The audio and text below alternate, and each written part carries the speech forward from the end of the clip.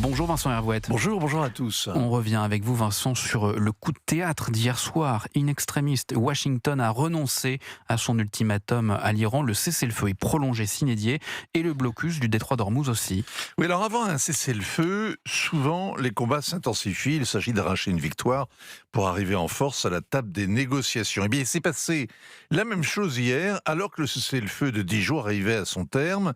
Une course de lenteur entre Washington et Téhéran, pas pressé de se retrouver au Pakistan, ni décidé à faire le premier pas. À distance, les deux camps ont rivalisé dans le défi. Chacun avait objectivement intérêt au compromis, mais pas question pour les Iraniens de l'admettre, d'arriver en demandeur à Islamabad. La capitale pakistanaise est donc restée figée, au garde à vous toute la journée, alors que les délégations se faisaient attendre, puis annulaient leur participation. Et les médias ont cru à la reprise des bombardements. Mais ils se laissent encore impressionner par les volte-face de Donald Trump, ses tweets en majuscules, les superlatifs en pagaille, l'alternance de communiqués triomphants, d'actes de foi apaisants et les éructations sauvages. Il y a de quoi y perdre son latin et c'est fait pour ça. Il y a 15 jours déjà, il prétendait renvoyer l'Iran à l'âge de pierre juste avant de conclure le cessez-le-feu.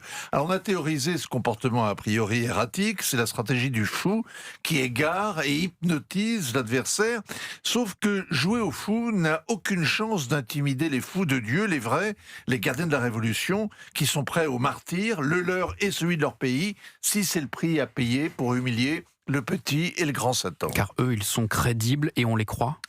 Après avoir négocié avec Franco à Hendaye, Hitler avait dit qu'il préférerait se arracher 3 ou 4 dents plutôt que de recommencer. Les Européens qui ont négocié l'accord de Vienne ont passé 5 ans à s'arracher les cheveux. Les mollahs obtiennent des concessions en jouant les modérés et les radicaux en alternance et interminablement. Ils excellent dans ces palabres, ils suivent 2 lignes à la fois et à la fin, c'est le guide suprême qui tranche. Khomeini s'est résigné à la paix avec l'Irak au bout de 8 ans.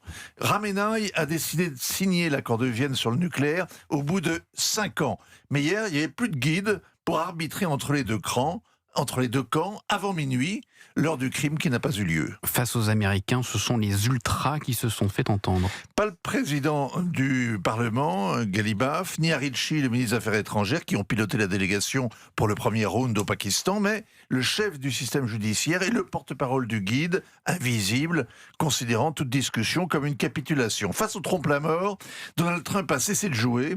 Reprendre les bombardements aurait renforcé le camp des jusqu'au-boutistes. L'Américain a choisi la seule option possible, repousser l'ultimatum et maintenir le blocus, la stratégie du nœud coulant qui étrangle le régime et la patience sans laquelle on ne peut pas faire la guerre et on ne peut pas faire la paix. Il attend que le régime se mette d'accord sur une position, mais il ne reste pas l'arme au pied. Oui, le passage à l'acte, c'est l'abordage au Sri Lanka d'un tanker en route pour la Chine chargé de pétrole de contrebande. 2 jours après, l'arraisonnement d'un cargo qui aurait dans ses cales du matériel chinois entrant dans la fabrication des missiles. Ça démontre la duplicité de Pékin, ça démontre l'efficacité du renseignement américain et ça démontre surtout l'étendue de notre ignorance, car on ne sait rien des palabres en cours, du travail accompli par les médiateurs pakistanais qui courent d'une capitale à l'autre, des hommes qui sont réellement en train de démonter la machine infernale qui menace l'économie mondiale, qu'ils font, en tout cas on l'espère. Ainsi va le monde. Signature Europe 1, Vincent Hervouette. Merci Vincent.